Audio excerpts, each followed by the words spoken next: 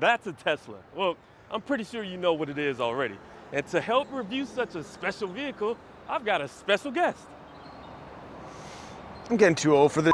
As the guy who used to host most KBB videos, I've reviewed the Model S, 3, and Y. Experience has shown that more than most cars, whether you praise or criticize the Tesla, someone in the comment section is always going to be angry. It is a lose-lose situation, and I'm over it. Take it away, Mike.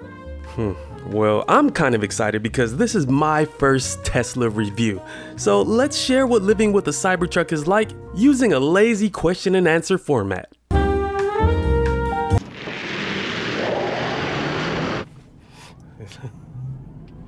Now turn right onto Technology Drive. You hush, because I'm gonna say, yeah, it's pretty quick, and it doesn't need to be this quick. Why are you like this? And this isn't even the fastest one, Mike. Imagine if you had the fast one. Ridiculous. The dual-motor Cybertruck we're driving delivers 600 horsepower and 340 estimated miles of range for a base price of $81,380. An even cheaper rear-wheel drive Cybertruck with 250 miles of range is expected to launch in 2025 for just over $62,000. If you really got something to prove, consider the tri-motor Cyber Beast. It offers 845 horsepower, standard torque vectoring all-wheel drive, 320 miles of estimated range, and 0 to 60 sprints in less than 3 seconds for the low price of $101,380. Item one, it's loud in here, but part of that loudness comes from the fact that the battery is being preconditioned because the Tesla knows we're gonna go quick charge it. So there's some intelligence, but there's also just a bunch of other noise. Those tires are not quiet. Ride quality is fine. It's not plush like a luxury vehicle, but I think because it's kind of posing as a truck, if you didn't feel some of the road, you'd be like, is this really a truck? Oh, and as we're coming to a stop here, feet are off both pedals. Let's see if it comes to a smooth stop. That's buttery, Micah Museo buttery. Now it sounds like I have my own brand of butter. Danger, is this a business I should get in? Yeah, Museo Sweet. Museo Sweet Creamery? Heads out of the gutter, people. PG.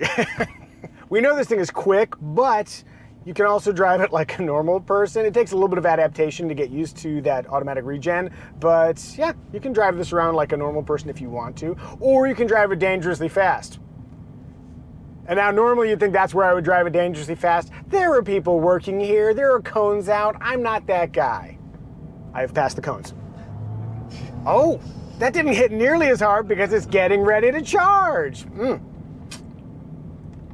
I'm making a lane change here, and those are pretty enormous blind spots. I mean, you can adjust your mirrors, and you've got this little blind view here, which helps fill in some of that information gap, but that takes a little getting used to. It also takes some getting used to the turn signal function. As I make a left here, push on the bottom turn signal, and that goes to the left. If you're used to a stock, this is gonna take some adaptation, but it'll take like a day's worth of adaptation. This becomes normal pretty quickly. Turning to the right here, one of my favorite parts, steer by wire. You literally never need to take your hands off of the 9 and 3 position, and as a traditionalist car driver who wants 2 hands on the wheel, it's actually pretty cool. And this is sort of an extension of the yoke concept Tesla introduced previously. I drove a Model S Plaid with the actual yoke with nothing on top, and I thought it was pretty terrible execution. This, because you've got steer by wire here, check this out. I'm gonna do a hard left.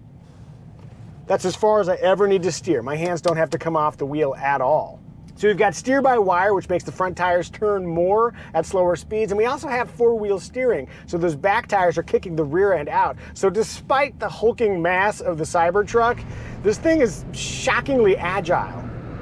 Oh, one more visibility note as I look back here, you've got your rear view that's pretty redundant, right here in the screen, because you got the tonneau cover covering up with this little vestigial rearview mirror would normally show you. Again, this is a little bit different, but it's not terrible. If your expectation is that the Cybertruck is a pile of crap, it is not. All this stuff works better than you'd expect. It may take some adaptation from a traditional driver's perspective, but it works pretty darn well. Also, I'm just realizing that is a super huge dash. I could live there. Besides my reluctance to drive around every day in a triangle-shaped refrigerator, I do like driving the Cybertruck. One challenge though, and perhaps the biggest, can I back it into a Tesla supercharging spot?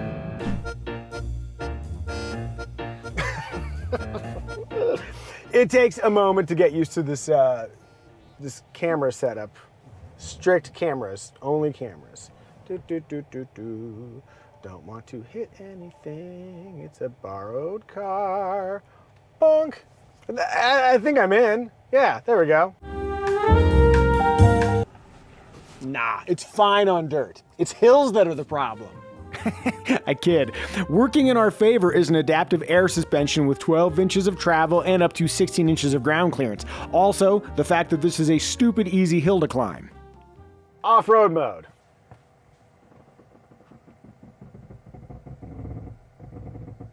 Well, now it sounds like a murder's about to happen. We got the horror movie creaking out of the way. Let's go make our way up this hill. Yep, that was fine. For moderate trails, the, I don't know, I just went up one hill. For one hill, the Cybertruck is perfectly adequate. This is a very incomplete off-road test, but it went well. Draw whatever conclusions you want. Okay, I do have one more thought. As I was coming down that hill, I'm like, off-road ride quality, not that smooth, pretty bumpy.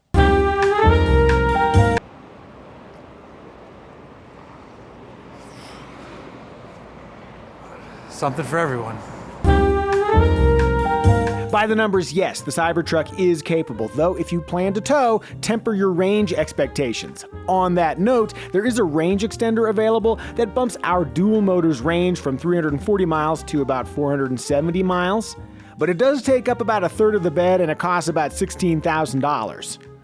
I mean, yeah, you can use the bed. It's a 6 foot by 4 foot bed, and you can fit 8 foot by 4 foot construction materials as well. And there's enough power to pretty much electrify your house. Couple observations. There's a little supplemental storage zone here. One observation is that the sides are pretty high. So if you wanted to put stuff in and over, that's going to be awkward. How easy is it to get in and out like a normal person? That's a pretty low tailgate. So I think if you're a dude, you can sort of step in, no problem. I'm very average. Walking around, a lot of space. Yeah, it's a bed. Surrounded by a weird truck. From a functionality standpoint too, it should be noted that you do have to lift the tailgate if you want to put it back. All the controls are on the back side here. This button releases it, and then you can operate the tonneau electrically with these buttons right here. And then this is where the thumbprints will collect as you use those functions. That's pretty neat though, how it opens up like that. Now, it's unlikely someone would close the tailgate behind you, trapping you in the bed of a Cybertruck, but kids do all sorts of wild things. So I tested the escape options. Huh. The escape thing doesn't seem to work. Hey! Oh, damn it!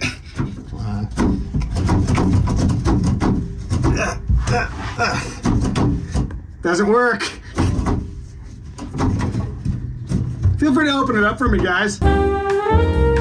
Honestly, it's not great. There are conspicuously misaligned panels. We know that because they vary from one side of the truck to the other. Also, like every other Tesla I've driven, there are weird and wavy door seals. And the rear seat trim popped off on this one side. I tried to get it back in, but it didn't work. From a distance, the Cybertruck looks fine. But up close, this does not look like $80,000 worth of precision. So me being 6'4", I fit in the Cybertruck driver's position just fine. The seat has a lot of adjustability on it, and yeah, the driver's position is nice and comfortable. But let's see how I would fit behind myself. To get in, you just press the button, and you gotta leave your fingerprints on the door and slide right in. And yeah, behind myself, I fit just fine. The seats aren't as upright as I thought, and my feet have plenty of space. I have some good headroom. I can wear a hat. And even the middle seat occupant, because this middle seat has a dip in it, it feels like I kind of sunk down into the seat. But behind my ideal seating position, plenty of space. Behind someone that's not as big, plenty of space. So you can be seated comfortably in the back of a Cybertruck. So that's cool. With an abundance of space for passengers, there's also practicality on the inside.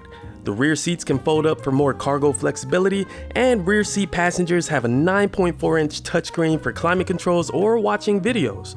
Back up front, there's decent storage in the center console, but a retractable shelf or a platform would have been nice for added storage under this large 18.5 infinity touchscreen rather than placing items on the floor, like sunglasses, because there's no compartment for shades up top.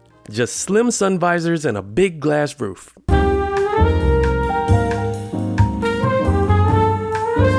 Probably not. If you look down here at the accelerator pedal, you'll notice a rivet. That means this one has gotten its fix from the recall.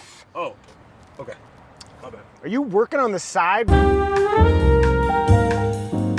Surprisingly, this is actually my first time operating a Tesla. I've been in plenty of them, but I've never operated the screen. And this thing has everything in it, from the tonneau cover to your steering wheel, the mirrors, the ride height, folding the mirrors, just everything. And at first glance, it could look really cluttered and it can be overwhelming, but I would assume over time you can get acclimated with the screen and you just access whatever you need to right away with just a couple clicks.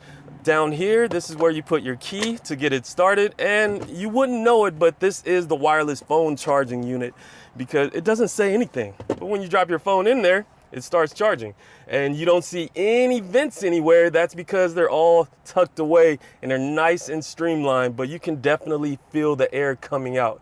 And overall, I kind of dig the minimalist look, but I do feel that this screen, if you're not tech savvy, it could be a big distraction. Small caliber only.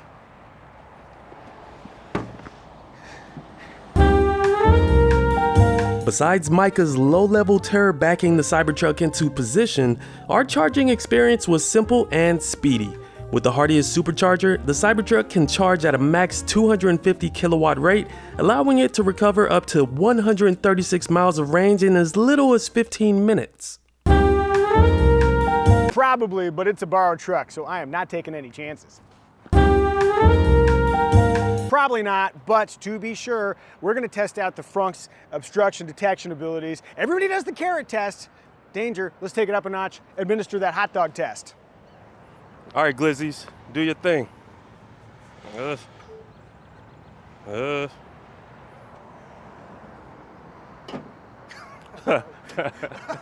don't know. Keep it PG, people. Good news, after we shot this video, Tesla issued a software update that should minimize awkward, choppy moments with the frunk. So is that a pass, or how are we doing this? That's a pretty big fail. No. Like any other Tesla, the Cybertruck cannot drive itself. But if you're asking whether Tesla's full self-driving level 2 driver assist feature is available on the Cybertruck, it'll come as an update sometime after launch. Not at the time of this recording, but you can check fueleconomy.gov for the list. That's like asking if you should believe in ghosts. I can tell you what we think about the Cybertruck, but you already know what you think about Cybertrucks. And I can feel those feelings radiating from the comment section. Funny question. While we're shooting this in late April of 2024, Tesla says you can order it on the website, but it won't arrive until 2025. Of course, you can always buy a used one. Our corporate cousins at Auto Trader show an array of barely used examples available at massively inflated prices. Happy hunting. Yeah, the Ford F-150 Lightning is super functional, way cheaper, and a superior choice if your truck doesn't need to also be a persona enhancement device. There's also the Rivian R1T, which is less striking visually but arguably more handsome and also much more refined throughout. First, that is a statement and not a question. Second, to me, the Cybertruck sometimes conflates different with better, and yet it is a surprisingly functional conversation piece.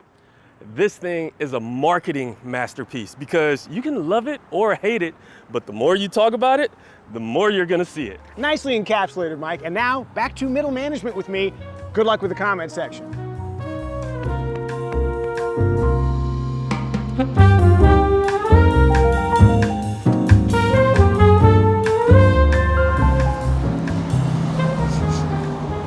Smells like glizzies.